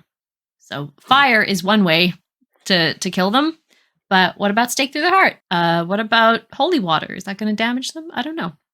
So there's a lot of vampire lore that we don't know about. And so they like run up the mountain looking so just awful because he's insisting that she sees him the way that he really is. And this is the part where we get to like the glittering skin. And like everybody harps on it so much. And that's like what you heard about in 2008 when the movie came out. It was the movie about the sparkly vampires. But it's such an inconsequential part of the movie for me. Like it comes up just once. Yeah. Maybe twice. And so it's like, why was that the thing? And why is it even part of it? Because it's not like it becomes a plot line. Like it doesn't really drive the plot other than the fact that if it's sunny that they're not at school. And so the fact that it's included at all seems ridiculous to me. Like somebody told me that the glittering skin and that scene with them lying down in the meadow was like the whole basis of the movie. And the whole story came from like a dream that Stephanie Meyer had about like the sparkly man in the meadow. And he was in the meadow. Yeah. So I understand why it was important for her to keep it included. But unless it actually drives the plot in another way, it was such a weird inclusion. Yeah, I totally agree. And I mean, I've already mentioned before that we don't know of any weaknesses for vampires. And what an overpowered creature. I think it's wrong that we have a monster, a creature, a monstrous thing, a vampire who seemingly cannot be defeated. I mean, he can be, but like they're super strong. They're this. Like humans need to have some kind of way of defeating the vamp, or at least, injuring them in some kind of a way. Yeah. That is how I feel about like the story of some kind of the monster. We need to have some kind of way of defending ourselves, just as far as fantasy stories go. And so that's if you're going to take away one of the classic things of vampires, one of their classic weaknesses being the sunlight, fine, you replace it with, it's not actually a weakness, it's just a thing. it's a thing that gives away their... That's it. I would be exposed if people saw how sparkly it was. Then he needs to have something. It's the skin of a killer, Bella. Oh my God. Relax. He's 17. He's 17. Yep. This is like peak infuriating Bella. I wanted to kill you. I've never wanted a human's blood so much in my life. I trust you. Don't. I'm here. I trust you. Don't. So that's like, okay, noted. Bye. He's saying, do not trust me. In all the different ways. Like, she's trying to say, no, it's fine. It will be fine. You're not going to hurt me. As if saying it is going to make it so. That's not how it works, babe. It's not how it works. So one of the things that really bothers me about Edward in particular is how awkward his body is. Like, even when they're trying to make him seem like he's doing something supernatural, he always just looks awkward. Awkward angles, awkward postures, awkward face, awkward everything. And so I have a clip here of him in a tree. Your scent, it's like a drug to me. You're like my own personal brand of heroin. First of all, I hate this movie. The way that he's like in the tree, but like leaning out and he's like kind of holding on. It doesn't look like if someone was just like naturally hanging from a tree. It looks like he's like been put on a little stool and like tipped. Like nothing of his movements seem like graceful or natural or like real at all. Like he looks like a robot. Yeah. It's like the AI version of a person. Yeah. And there's no reason why he shouldn't be Right. graceful and yeah. Because the other vampires have a little bit more, they seem a little bit more limber. They seem more natural. And so it's just like Robert Pattinson. Needs to be being beat up a few awful. times to be a bit more malleable. Yeah. Really, what is so at this point, like, not a lot has happened in the That's movie. right. Like, yeah, she finds out that he's a vampire. Mhm. Cool. We already all knew that. Now she knows. And we're only at about the like halfway mark. Not even. I think this is around like Mhm. 50 minutes that this stuff is happening, if I'm not mistaken. And so then the movie actually starts to pick up. Things start to happen. We finally see Edward slightly at ease when we go to the Cullens' house. However, Bella is most certainly not at ease. She's trying. And I just want to talk about how uncomfortable the Cullens are or make me feel. And I think if I were in Bella's position, so already Edward has made me feel like it's all on me. This is all my responsibility. I'm making the choices. I'm deciding to stay friends with him, blah, blah, blah. The Cullens, though, are so hard to trust. And there's clearly something that's like going through their minds. It's a supernatural mind ready type thing. They have like private jokes and their own kind of like language. I think for the most part, apart from Esme, the mom, none of them really seem to make her feel any kind of at ease. And I would have a really hard time feeling comfortable around them. I mean, first of all, they're predators. They're all literally vampires, and their nature is to kill me. They've chosen not to, but their nature is to do that. But also, just as people, if I went to a dinner party and like this was the family, I'd be like, I don't like your family. I think they all think I'm an idiot, and they're all laughing about me. Like I wouldn't be able to trust them. I feel like they're all hiding something. I don't like it. Yeah. I mean, yeah. It feels very culty. Rosalie breaking the salad bowl. Are you like, what was that? That was so extreme and ridiculous. And then like the next scene, there's no broken glass or salad on the floor. And then he's like, clean this up. But then there's nothing. You could see the floor. There's nothing there. Like, there's nothing there. Rosalie is the only one who is anywhere near to common sense, but because it's through her and she's so very dramatic, like even that doesn't feel like common sense. But like she's the one who's like, does anyone else see how ridiculous this is and how dangerous this is? And like, we've got a human in here. I can't trust her. Like, how do we know we can trust her? And like, this is stupid. Edward, you're being an idiot and you are falling in love with a human. And like, this is a bad idea. She's the only one who is talking any kind of sense.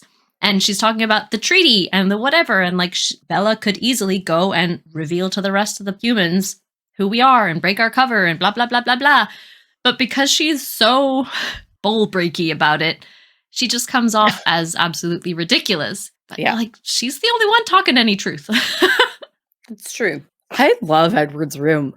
Mm-hmm. I love Edward's room. I also laughed when she's like, you don't have a bed. Like, you know where her head's at. Also, the doors were wide open and they live in a forest. That room is full of bugs. Yeah. Why? Why? I'm sorry. It's humid and damp and you're in the woods. I know they don't have like blood and so the mosquitoes are not interested in them, but Bella would be eaten alive right now. Yeah. Yeah. And not by the vampires. Good point. Maybe they're all just like friends with the mosquitoes. Maybe. They were like, I see you. You know what's up. Carlisle like having a very terse discussion with like this squad of mosquitoes, just being like, and so we're all in agreement. We understand. Okay. It's very like sour face. What's wrong with his face? It's very like, yeah, they very pinched. They pinched. He's always like holding back some kind of a smirk or a smile or something, but it's hard to do. It's frozen. Yeah, I don't know. It's weird that he's all like automatically like Bella's in our family now. I know.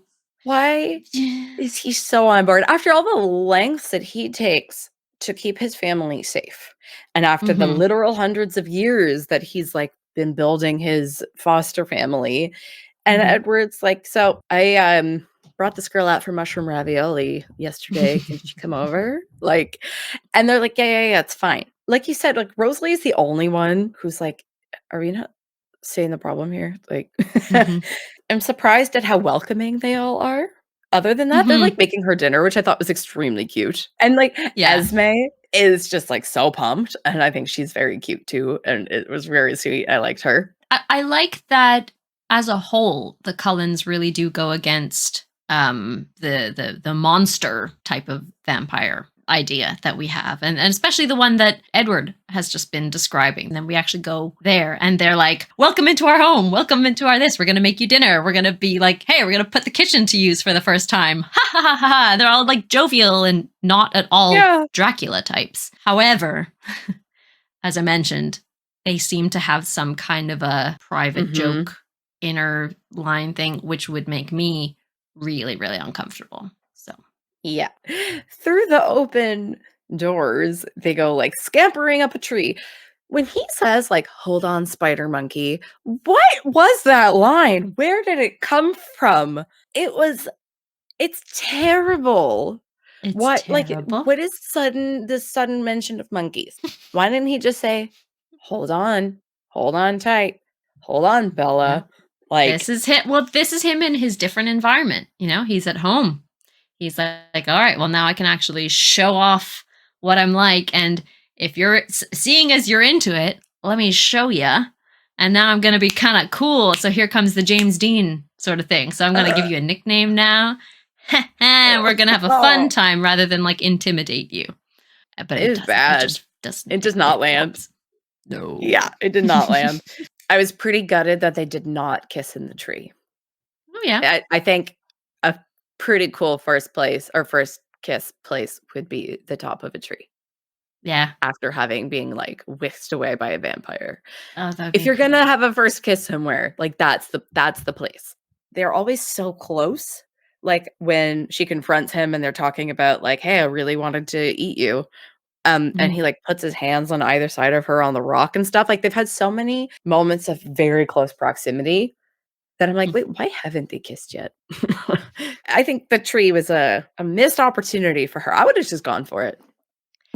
Well, the reason why they haven't kissed yet, as far as I can tell, is that Edward does not trust himself at all, which is a big glaring problem. Bella seems to have complete disregard for his comfort level. That's true. So I'm surprised that she hasn't gone for it with them like so close together. Yeah. I understand his restraint. I don't understand hers. Because I don't know. Maybe she's been the one being like, I don't care. It's okay. It's okay. And I know that maybe she like does letting him take the lead. I don't know. Maybe she does have enough sense that like if I tried to kiss him right now, he would obviously like move away, move back, just like, and that would just totally break the moment. So like, why even try to push it? You know, this is not the right time. But I want to point out at this juncture, in this scene in particular, we get beautiful sweeping views. Like absolutely, it's helicopter shots. No question, of the Pacific Northwest. This is what I love about this movie, and the next one, possibly Eclipse as well. But I feel like this one, and definitely New Moon, the set and setting and location shots are just gorgeous.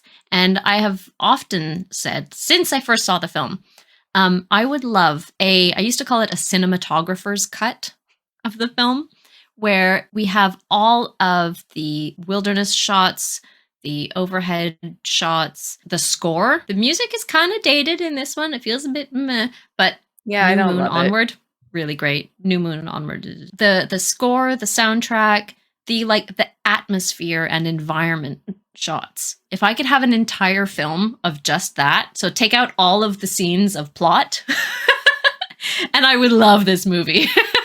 So we just need someone with a drone to go to the Pacific Northwest, and then we'll just put a soundtrack over it. And that's Jenny's favorite movie. Yeah, probably. Yeah. I mean, okay, if you're just coming to this and you don't know me, I lived in Vancouver for 4 years, not because of this movie, but I definitely knew what I was getting into when I moved out there.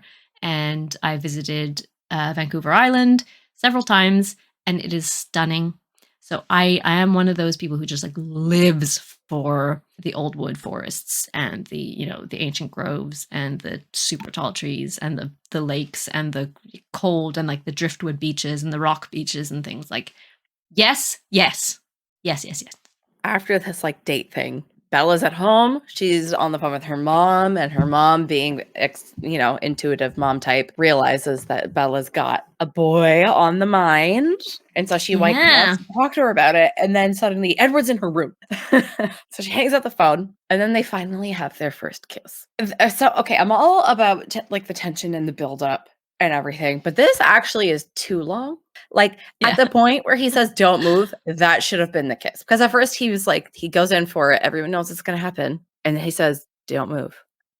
See, I laugh at that another point. like 15 seconds or something where it's just like excruciating. And that actually takes the tension out of the moment. It didn't build it. It broke it for me completely. It makes me laugh. Yeah. Yeah. Because it's just so stupid. And I understand that they were trying to build the moment even longer. I was upset because at this point, I'm like, I just want them to kiss already. I'm here for it. We know they're going to kiss at some point. Yeah, it breaks the tension. It breaks the danger. Like, danger is high. He is suddenly actually in her bedroom. It's not something that she dreamt of. She dreamt of him many times being in her room. She should be terrified, but she's not.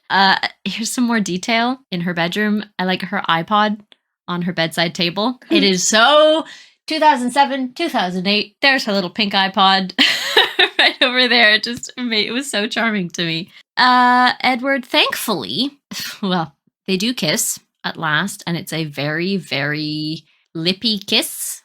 Very like munching type of kiss. Thank God, Edward does finally stop, because it actually kind of does look like he's about to eat her.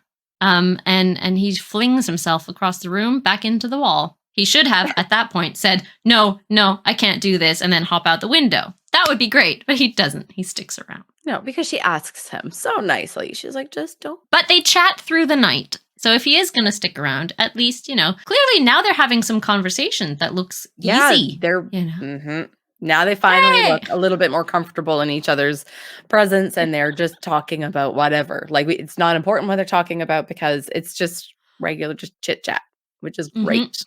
The next day, I guess it is, he meets Charlie officially. Yes, I love how this scene begins, because it begins on Charlie, and he's cleaning up his gun. He's cleaning, like drinking while cleaning your gun seems extremely unwise. I'm just like I don't know if it's a hunting rifle or something like that. Yeah, it's a shotgun. Bella brings him another drink, another vitamin R. And I love Charlie in this. He's so real. He obviously has no idea that Edward is a monster. To him, he's just a 17-year-old boy, a monster. But he is understandably and expectedly unsure about this guy who's about to apprehensive, yes, about this guy who's about to take Bella out. Bella does say, "I'm going out with Edward Cullen," and I like that she says his full name. It's like, well, everyone knows who he is. Charlie doesn't argue with her. He's just like, okay, well, it's happening. He's on the doorstep. All right, bring him in. That made me laugh. It was like almost too cliche, like the trope of the like dad with the shotgun meeting his daughter's boyfriend. Like, but yeah, I thought that was amusing.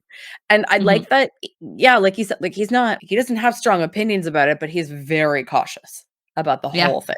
And so in an earlier scene, we have a few different times where he's interacted with Dr. Cullen, with Carlisle, and they seem cordial. Totally fine. Like, he doesn't seem suspicious of the Carlyles in any way. He seems like just like a professional relationship. But then all of a sudden he's wary about Edward. And I wonder where that comes from, because he seemed open to the idea of Bella maybe being interested in Michael or one of the other guys from town. And all of a sudden it's Edward. And he's like, So where does that come from? I think for Charlie, I think it's I don't know him very well. He is very reclusive. The whole gang is very reclusive. they're very, like, it's such a small town that he must know Mike and the other chaps so well. Like he's probably known them since they were little children, right? And then the Cullens come in and their behavior is just so different to everybody else. And like they don't seem to associate themselves with like the average folks. Like they clearly don't go into the diner, go to the school, but like, and I think being the chief of police, I think he would feel like he knows everyone in the town, but he does not know these guys. Okay, that's fair. That makes sense. I just was kind of thrown by the sudden change of like it felt very much like out of the blue, this behavior about him, about boys, when like 2 scenes ago he was into the idea of her maybe finding a boyfriend or like dating or whatever. So that makes sense. I hear you. You can date Charlie. someone, but only if it's someone I know. Yeah. So only if they're wacky and dancing around in the bushes outside the diner. Wow, wow, wow, wow, wow. So right after this, they go outside and we get this like weird, like coked out version of Edward where he's like jumping on the car and like being like just crazy. I meant to grab a clip and we're going to add it just like a little bit right here. Where all of a sudden it was like, Jesus, what are you on, Edward? Like, where did this come from? And she says, like, could you just try to act human? And to me, he's just acting like a really hyper teenage boy. Like he's jumping on the hood of the car and in the bed of the truck. There's just like personality shift where he's just like playful, but like verging on annoying. I know obnoxious here. Yeah, I wonder, are we seeing the real Edward here, or are we seeing Edward putting on a show? Like I don't really get it. So then from there, they go and play baseball. The all-American pastime, which is just such a bizarre choice of why. What families do that? Oh, it's in the book. Oh yeah, I think so. Okay. I'm not gonna. Don't quote me on saying that. I don't know. I'm not sure. I'm pretty sure it is. But of course, they have to wait for a thunderstorm. Why?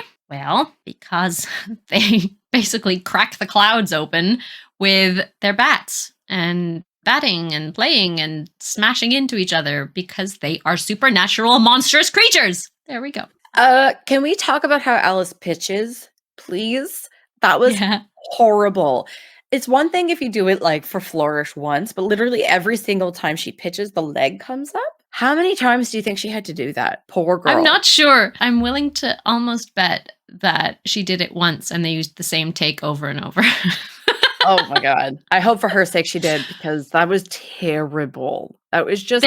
Well, the big point of Alice, as she's written as she's described, I believe, in the book, is that she is supernaturally graceful. She moves like a dancer, like a sort of pixie fairy, and like it's sort of uncomfortable how dainty and dancery like she is. So yet again, we have some character choices and a personality that is exaggerated. All of these things that we learn about these supernatural creatures, these vampires, aren't things that seem like average person, helps them blend in. So if it's like she's supernaturally graceful, so it means she's weird, and he is supernaturally handsome, so then that means he looks weird. Emmett is supernaturally strong, so he stands out for being weirdly strong. Like, none of this helps. This is all, it just makes them all stand out. So they're playing the ridiculous baseball game. First of all, Esme's hat, why is it just like on top of her head? Because it's the terrible use of terrible wigs. Okay. That's what I thought. The hat is just like placed on top of the wig. It's like 3 inches above her head. And so these like other vampires, we haven't even really talked about the other vampires. The scene where Waylon dies, we see Victoria and James, and I forget the other one's name. Laurent. Victoria is, in my opinion, probably the most attractive person in this movie and has this like sultry thing going for her, which I think is extremely fun. Why isn't James wearing a shirt when he goes to the boat? Know. I don't know. I completely forgot that he was topless. I suppose part of that is that they take Waylon's clothes, because when we see them later on, I think James is wearing Waylon's jacket and Victoria is wearing his t-shirt that says, "Kiss me, I'm Irish." Oh, Details. poor buddy. They show up at the baseball game. Why did Edward. Edward ask Bella to put her hair down when they all show up? Right? Because that didn't help earlier when the waft. So Right? it's to cover up her scent, or I guess like pulse points. It's to cover up her scent. But he could smell her just fine when she had her hair down and the wind was blowing through her hair. So I think it's just to cover up her scent. Okay. That's But what it's I not figured. gonna. Then I couldn't figure out how when it was like literally her hair that like Mhm. wafted in the fan earlier. I was like, this doesn't make any sense, Edward. Cool. The drama is starting and it feels really, really tense. I was actually surprised at how reasonable the bad vampires were. Like Laurent is just like, okay, yeah, we'll Yeah. go. See you later.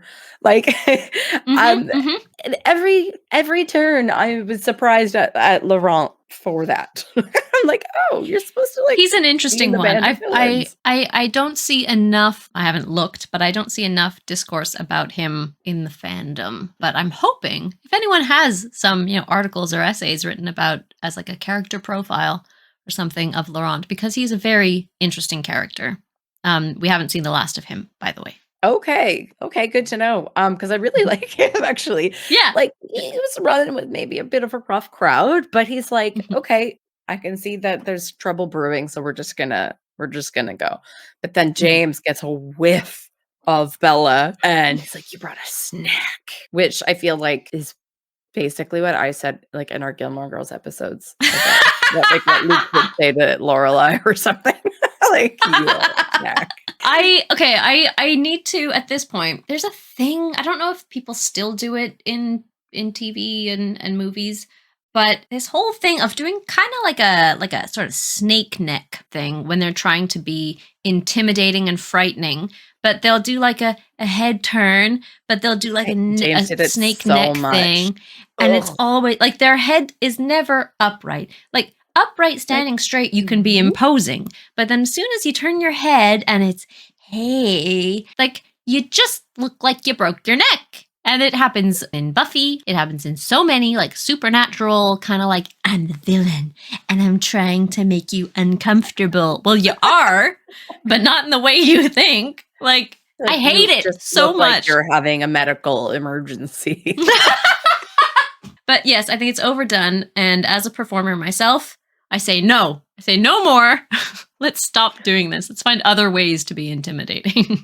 Then things happen like really, really fast after this because all of a sudden Bella is being chased by this vampire who has been put on to like the game, the thrill of the hunt, because he's a tracker vampire and that's his deal. I was surprised at how immediately like they get to the car and like the first thing that she says is like, so he's after me now? Like he's coming after. What gave you that impression? Like that's a big bold assumption. I'd be like, let's just go. I'm uncomfortable. But now all of a sudden she's certain that he's chasing her. I thought that was a bit of a stretch. It is what's happening, but how does she know that? And then so she like goes to leave the house and like pack up all her stuff because she doesn't want her dad to be in danger. This scene breaks my heart. So sad. It is so sad. Sad. It is such a sudden shift from being like awkward, uncomfortable movie to suddenly like, oh my God, how dare you be so cruel? She's cruel to him. It's awful. Yeah, we're at Bella's house, at Charlie's house. Charlie's alone. He hears a ruckus outside. Bella storms in, seemingly fighting with Edward, which, maybe, okay. Charlie's thinking, okay, things didn't go well, but now I can be of comfort to her. Okay. All right. Did he hurt you? What happened? Like, I'm going to go into dad mode. I'm going to go into police officer mode. But we follow Bella up to her room and we see it's just a show because Edward is there helping her pack. It's all with the intention of keeping Charlie safe because this is all supposed to be overheard by James. So James as well has to believe that she and Edward are broken up and she's running away. She's going to go be with mom. I didn't get that at all, actually, that James is also supposed to be the benefactor of this display. James is in the tree outside listening in. And so he needs to be convinced, but I don't think she needs to be that awful to Charlie, but it's the first thing that she thinks of. And she uses the words, if I don't go now, I'm just going to be stuck here like mom. And Charlie, God, Billy Burke's performance right here, he is stunned and he's crushed. My heart breaks. And I like that Bella doesn't just sort of like take off with that and then doesn't think about it. Like the next scene, she's in the car and she's actually going over in her head, what did I just say? I know that I've hurt him. I said the same thing that my mom said when she left. I like that they keep that. They keep that as something that's going to weigh on her. Like, I've just hurt my dad, but it's to save him. But I've just hurt him. You don't understand. I like that, but it's cruel. It's hard to watch. And, really hard to watch. Yeah, so that broke my heart. And so they go to the Collins house. They come up with a plan, and Rosalie is still like, why are we doing this for this random girl? We're putting ourselves in a lot of danger for this human. Mhm. And at this point, Carlisle is like, Bella's family now. Since when? Like a week? Like, Yeah. how long have they been seeing each other? Like, Right? this is a stretch. So then they just like devise this plan because everybody's on board except Rosalie to split up. Alice and Jasper take Bella south. Esme and Rosalie take items of Bella's clothing to mislead James, and they go just elsewhere. Off. And suddenly, this awkward, uncomfortable teen film, it's a hostage thriller suspense film. Like, oh, okay, all right. Suddenly that so much. I was like, wait a minute. James has her mom? Like, how did that happen? What? I don't like this. Like, where did this come from? I did not expect the James storyline at all in this way. I thought the conflict in the movie was going to be between Bella and Edward because the whole movie has been about the development of the relationship. And now all of a sudden, like, Bella's mom is being held hostage. Yeah, Like, the relationship has been developed now. And so now we're looking at something else. now it's a new movie. Keep up. Yeah. Like, and we get a repeat of Bella's intro voiceover, which now makes some sense. So again, we get I'd never given much thought into how I would die, but dying in the place of someone I love seems like a good way to go. She thinks, anyway, she's going to die in the place of her mother instead. So she's going to, for the safety of everyone else, she is going to sacrifice herself. But it's kind of complicated. So we get these things of Alice has a vision that she sketches out of a dance studio. And we're like, oh, why are we thinking of a dance studio? Alice is able to read the future as far as James's plan. James is somehow planning for this all happens very, very fast, but I'm assuming in the actual story it's supposed to be like a day, maybe, or like half a day or something, because it's very, very, very quick. James somehow has the time to go to the high school and find Bella's record, and then finds the records of where she used to live, and then finds a videotape of Bella as a little girl in her ballet outfit, and then he finds out the dance studio, and like, that's, well, I mean, vampire skills, but yo. So it was Victoria who found the address, but also, where is she? Like, this was so important, and now you're just like gone to have a tea? Like, you just left. He had the time to like sift through their home videos to find the exact one. So he comes up with the dance studio because he's like on the phone and sees the postcard. Okay. That's how he sees the dance studio, because he sees like a picture of her on the fridge and it says like Mimi's. Okay. So he's like, that's where we're gonna meet. But yeah, like he gets like a TV, like a VHS, and like it's her and her mom, and it's like the perfect thing. I can imagine him standing there like fast forwarding, just like that. Right? No, not that. And he's like chuckling at some other part that's totally irrelevant. Like, how did he find this? And we only find out what's going on through a mumbled phone call. Bella's on the phone with James, and he's going like, no, Forks High School doesn't keep something records of their students. Pardon? I need the subtitles on. So Bella is like, oh my God, that's my dance studio. It's the only one with bars and mirrors. That's my dance studio. So she heads there, unbeknownst to both Jasper and Alice. She heads off on her own. Girl, never go alone. Stupid. Never go Stupid girl. alone. Never go alone. But he said he was going to kill her mom if she goes with anybody else. But it was all a trick to get her there. Literally, where is her mom at this point? They're Because in Florida. how did he get her voice on the phone? It's not her voice on the phone. That's also from the home video. But it's like, what scene is happening on the video? In the video. Bella, are you there? Where are you? Yeah, like, why is that a whole movie? I was so confused. I know. I'm like, so then why is she in the hospital like totally normal? I think Like, Bella nothing. is in the home video. Bella's hiding like in a closet or something because she's like, oh no, Okay. mom, I suck and I don't want to go to dance class. Or like she's all dressed up for dance class. And so Renee is like wandering around. But like, why would you film that?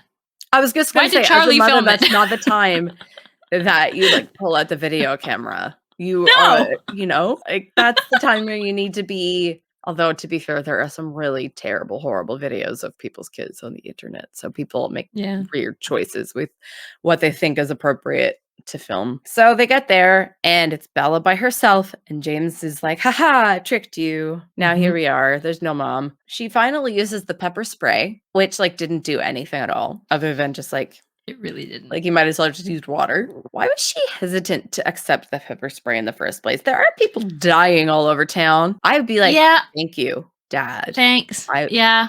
I think it's one of her weird character quirks that is, people shouldn't worry about me. I don't want people to worry about me. The same sort of thing of like, hey, Dad, why did you call Mom? Don't worry about me. As if she has any place to say, I've got things under control. Girl, you don't.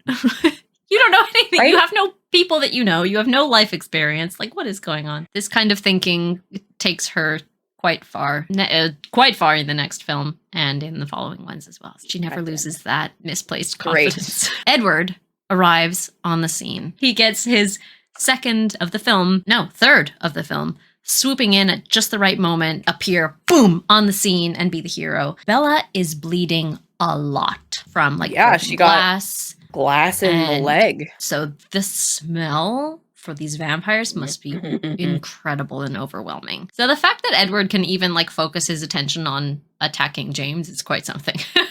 But Even I don't know. Alice is having a hard time not. That's right. And James gets a bite of Bella and she starts screaming and screeching and squealing, which to someone who doesn't know what's going on, which would be most of the movie audience because it's not explained. It's only explained in the book and what the pain is. He has essentially poisoned her. It's venom. So his bite is venom. And I know that we get some flashbacks to when Edward was turned, but I don't think he makes it super, super clear. He says the pain was excruciating, but that's like the turning process. From just a bite, would you still feel that? And she's like writhing in pain and really, really, really suffering. Like she looks like she's being paralyzed. The music in the scene like really adds to the suspense and the drama. Of course, like in every movie, the music but if you actually listen to all the different sounds that are happening on set, I could only imagine how ridiculous it must have been to film this because you have like the fighting and the men like roaring at each other, and then there's Bella mild shrieks and all of that, and I just laughed, took the music out, and was like, oh my god, this must have been so absurd to film.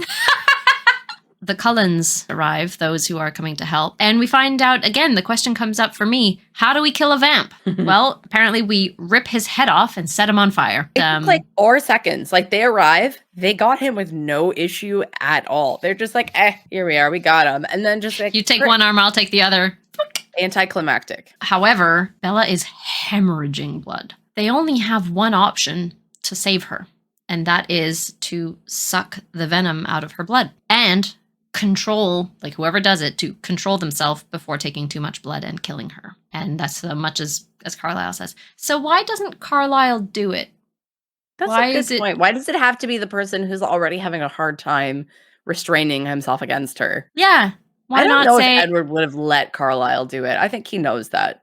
I think Edward would have been like, I have to protect her. I am her savior. I am in control of everything she does. So I think even if Carlisle had offered, like, he knows that, like, Edward would have been like, excuse me, if anybody's getting her blood, it's me. She's mine. Yeah. We get a bit of a fake out because he just keeps going. You can kind of see he's sort of shocked himself. Like, his eyes are, like, on fire. And which, by the way, is the name of the song. Veiny. Oh. Eyes on Fire is the name of that song that okay. It's by a group called Blue Foundation. It is the song that gets associated with Twilight, with the like terrible things about Twilight. And it's the one with the ha ha ha ha ha, which like, and that's the beginning of the song. That's the intro. The song itself is great though. It's really cool. And the lyrics are cool. But we don't get the rest of the song in the film. Oh, so no. it sucks that like the first like 10 seconds of the song are all that we get in the film. Maybe a little bit of like the underlying guitar. But it's a great song and it's got really spooky lyrics of like, I'll seek you out, flay you alive, one more word and you won't survive. Like, whoa, spooky. Amazing. And I'm not scared of your stolen power. I see right through you any hour. It's cool. It's a really cool song, right? Anyway, just wanted to put that out there. But yeah, so we get a fake out and we're thinking, oh my God, how much blood is he taking? And we hear Carlisle fading saying, Edward, stop, Like, you're killing stop. her. You're killing her. And now we're in a hospital. And Bella wakes up, thank God, in a hospital. And her mom is there. Renee, at last, she's there. Finally showed up. We get a nice recounting from Renee of her version of the explanation of what happened, which is that Bella fell through a window and then down a set of stairs. I'm like, wow, these horrible things happen. So someone made up this great story explanation. I'm sorry, like from a parent's perspective, let's rewind how this goes. Fights with her boyfriend, runs out into the middle of the night, is found after having broken up with said boyfriend, bleeding and dying with broken limbs, and it's just taken at face value that she fell down the stairs and through a window. That is exactly the kind of like terrible, feeble BS response that victims of abuse would say or like do. And I hate that the parents are just like, clumsy Bella, without thinking about the like context of her having left in the first place in this like furious fight like with her partner. I hated it. Victoria at some point took off. We get a tiny little line that that Charlie is there somewhere. We don't see him, but we know that he's there. And Bella says, I have to apologize. Yeah, I was so happy about that. Yeah, she is still feeling this guilt of how she treated her dad and what she did, and she has to apologize for being so horrible. And then we get this very recognizable, like the argument is recognizable between Bella and Edward. Bella is saying, I'm alive because of you. And he says, you're in here because of me. Both are true. I think never in my life I've known about it being a life or death type of situation.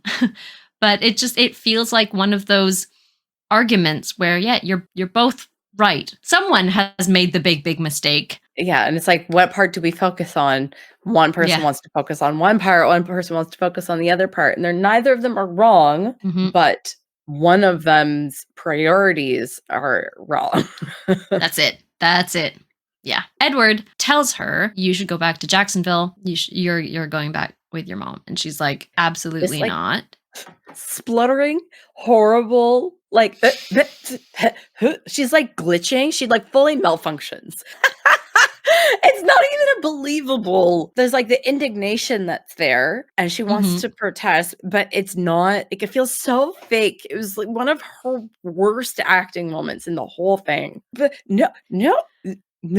She says, you can't leave me. And then he says, where else would I go? Because it's like, if I'm not with you, why would I be anywhere else kind of thing? Like, I think he's trying to respond to so unhealthy for her to be like, you can't leave me. It's that desperate, like, I'm nothing without you. It's like, it feels almost the like threat of unaliving yourself because you're not with the other person. It just is like so unhealthy. Where else would I go? Because he in his head is like inextricably linked to her now forever and ever. Yeah. And telling her that if you don't go, I couldn't possibly go anywhere. Like, it has to be you leaving. Again, it's her responsibility.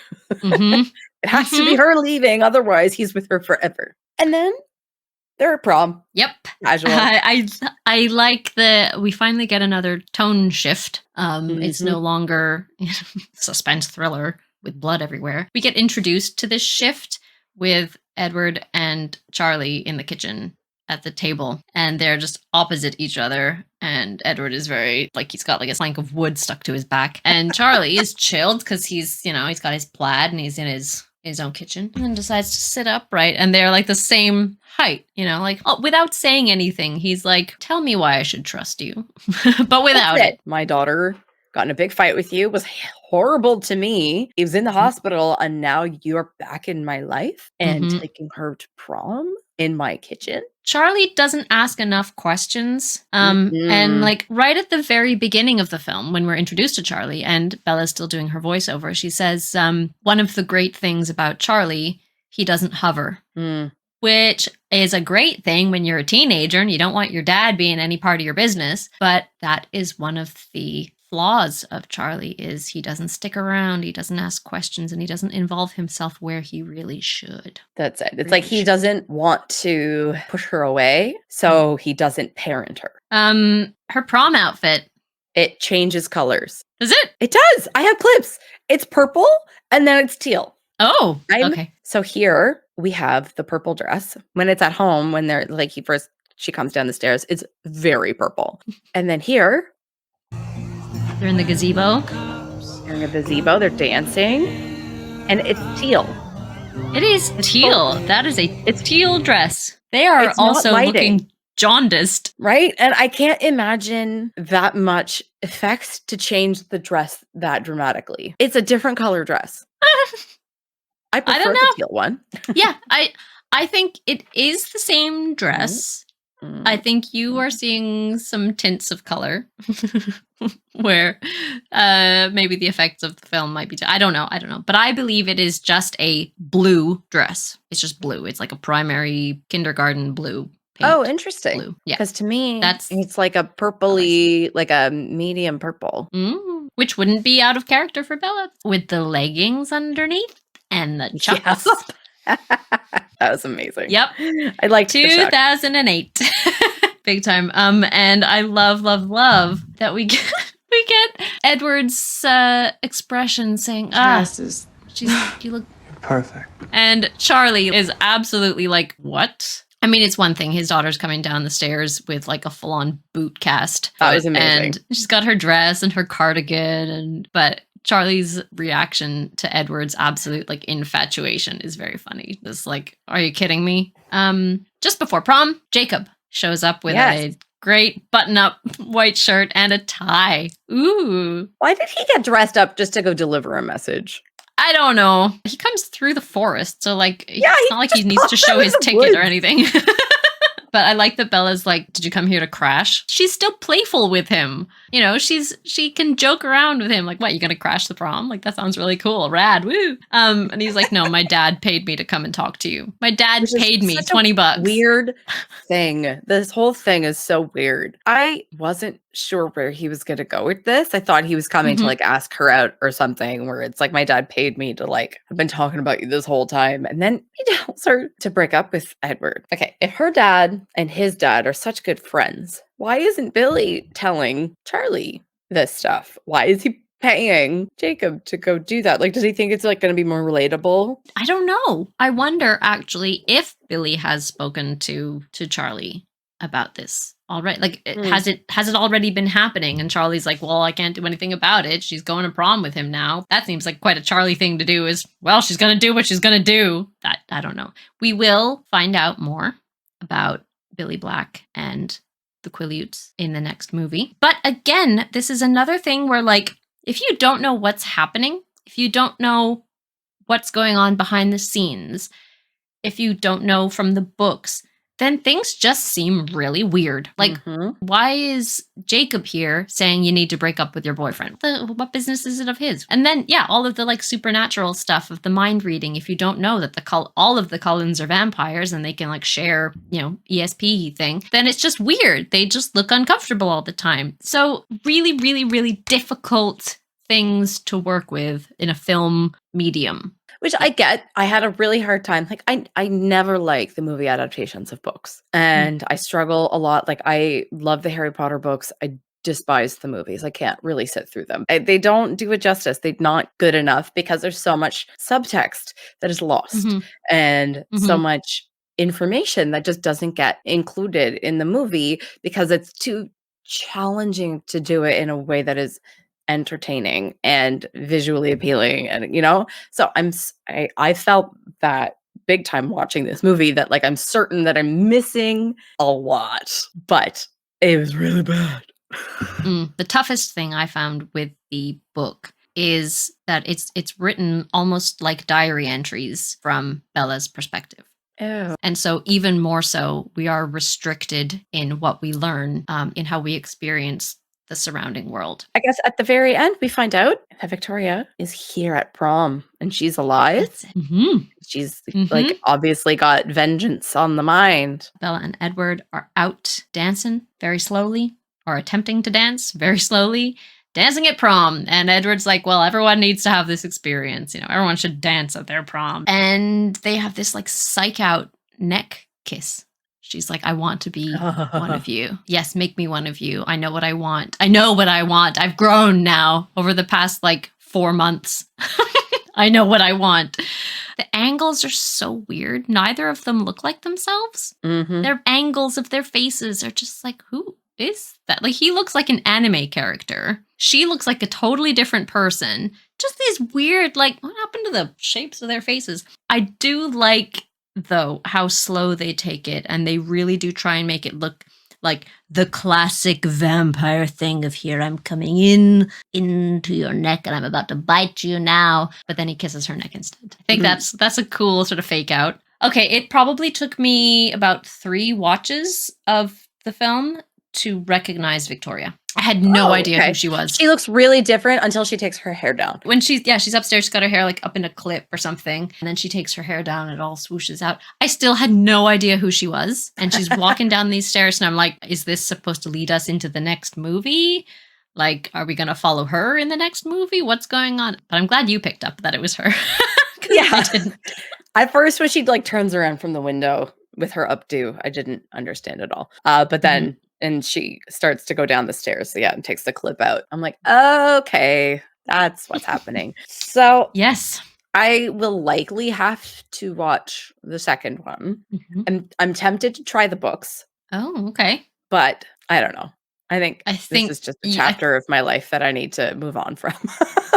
what I spend my time. recently read a book that was from the perspective of a 17-year-old girl, and I almost couldn't finish it. I had to pick it up like 3 or 4 times to get through it. It's called The Afterlife of Holly Chase, and it was I wanted a Christmas book, and it was an audiobook, but I started listening to it last Christmas, and I couldn't get through it. And then I like forced myself through it this Christmas because it was really interesting, kind of like modern Scrooge take. So I thought I just wanted that. But it would have been a much better story had it not been from the perspective of a 17-year-old girl. Yeah. I would like to highlight some of the positives that came out of this film. One of them, I think, being a cultural conversation about media for young women. We're still talking about it. And how does the general public, how does society talk about and take in media that is intended for teenage girls and young women? Because I think it is still so ridiculed, ridiculed, scrutinized to a degree that media for young men is not. Media that is intended for a younger male audience is absolutely not held to the same degree of, I think, influenceability. It's like teenage girls are not allowed to be obsessive or make mistakes or fall in love or all of these things without being ridiculed for it. And yet boys are allowed to be obsessive about monster trucks and transformers and superheroes and all of this. And sports. We do not, and sports, we do not, there is not the same level of criticism and hatred given to boys media as there is for stuff that's intended for young women. And I think something like Twilight, as divisive and as flawed, anyway, as it is, it really started conversation about what is the kind of media that is intended for young women and how do we look at it? Why are women ridiculed for just having a fantasy? All that kind of thing. Furthermore, there's a video, it's on YouTube, by the channel Fandom Entertainment, and it's called How Twilight Saved a Town. It pretty much talks about the positives of Twilight separate from the story. Everything about the phenomenon of Twilight and the effect that it had on Forks.